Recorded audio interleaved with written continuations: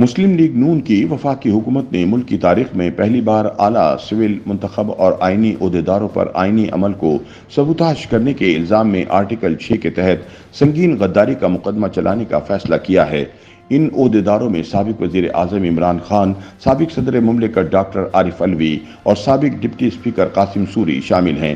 اگر وفاقی حکومت ان ملزمان کے خلاف غداری کا مقدمہ بنانے اور انہیں آئین شکن ثابت کرنے میں کامیاب ہو جاتی ہے تو پی ٹی آئی کے عمران رہنماؤں کا بڑی سزاؤں سے بچنا ناممکن ہے۔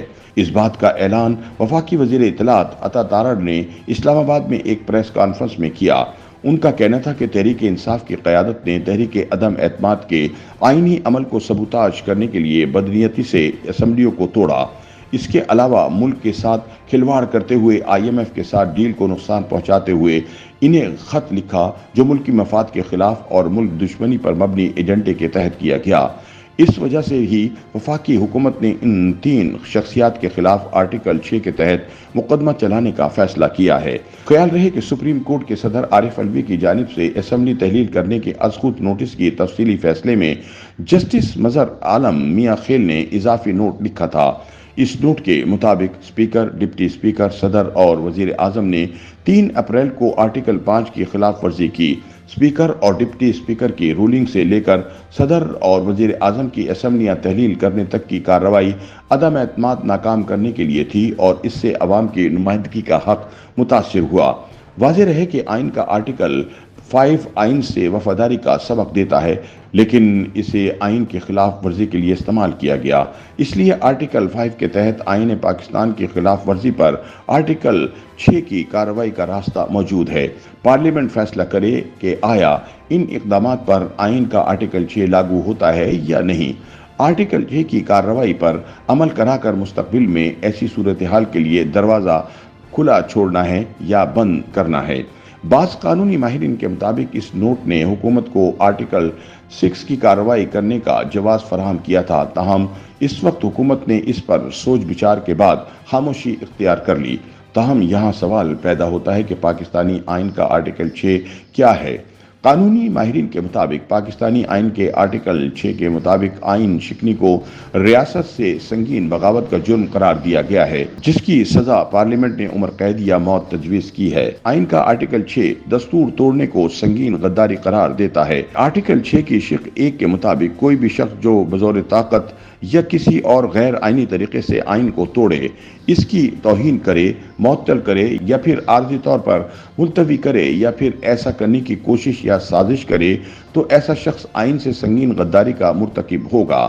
اسی آرٹیکل کی شق نمبر 2 کے مطابق جو شخص بھی آئین توڑنے کے عمل میں مدد کرے گا یا اس پر ابھارے یا تعاون کرے وہ بھی سنگین غداری کا مرتکب ہوگا۔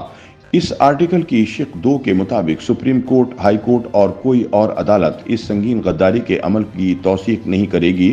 اس آرٹیکل کی شق 3 کے مطابق پارلیمنٹ قانون کے مطابق سنگین غداری کی سزا متعین کرے گی۔ آرٹیکل 6 کے تحت کسی بھی فرد کے خلاف مقدمہ درج کرانے کا اختیار صرف وفاقی حکومت کے پاس ہے، جو اس بارے میں ضروری تحقیقات اور مواد بھی اکٹھا کر سکتی ہے۔ یہ مقدمہ وفاقی حکومت کی جانب سے نامزد کردہ کوئی مجاز افسر ہی درج کرا سکتا ہے۔ ماضی قریب میں آرٹیکل 6 کا مقدمہ سابق آمر پرویز مشرف پر 2013 میں مسلم لیگ نون کی حکومت نے قائم کیا تھا۔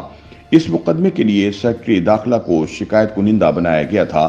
یہ مقدمہ چلانے کے لیے وفاقی حکومت یعنی کابینہ کی جانب سے منظوری لی جاتی ہے، جبکہ کابینہ کی منظوری سے ہی فوجداری قوانین ترمیمی ایکٹ برائے اسپیشل کوڈ 1976 کے سیکشن 4 کے مطابق ایک خصوصی عدالت قائم کی جاتی ہے جو اس مقدمے کو سننے کی مجاز ہوگی۔ یہ عدالت 3 ججوں پر مشتمل ہوگی جو ہائی کورٹ کے موجودہ جج ہوں گے اور ان کے نام عدالتی فیصلوں کے مطابق متعلقہ ہائی کورٹ کے چیف جسٹس کو تجویز کرنے ہوں گے۔ حکومت یا سپریم کورٹ کے پاس اس تعیناتی کا کوئی اختیار نہیں ہے۔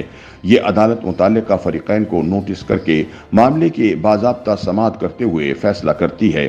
قانون کے تحت اس عدالت کی تشکیل کو ہائی کورٹ میں چیلنج بھی کیا جا سکتا ہے۔ ख्याल रहे कि पाकिस्तान की तारीख में आज तक सिर्फ एक मरतबा ही आर्टिकल 6 के तहत मुकदमे की कार्रवाई मुकम्मल हुई, जिसमें साबिक आमिर परवेज मुशर्रफ को फांसी की सजा सुनाई गई थी। लेकिन लाहौर हाई कोर्ट के उस वक्त के जस्टिस मज़ाहिर अली नकवी की सरबराही में फुल बेंच ने 13 जनवरी 2020 को खुसूसी अदालत के क़याम को ही गैर आईनी और गैर कानूनी करार दे दिया था। खुसूसी अदालत के क़याम को गैर कानूनी करार दिए जाने के बाद इस अदालत की जानिब से दी गई सजा भी कलअदम हो गई थी।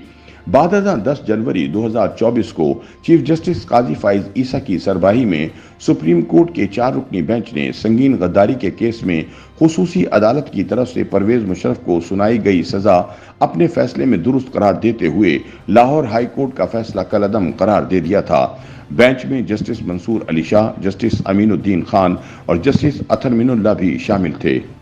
YouTube पर गूगली न्यूज देखने के लिए youtube.com की सर्च बार में गूगली न्यूज टीवी टाइप करें। गूगली न्यूज के पेज पर सुर्ख रंग के सब्सक्रिप्शन वाले बटन पर क्लिक करना ना भूलिए। YouTube पेज पर अपलोड होने वाली वीडियोस से बाखबर रहने के लिए बेल आइकन पर क्लिक कीजिए। आपको हर नई वीडियो के बारे में नोटिफिकेशन मौसूल हो जाएगा।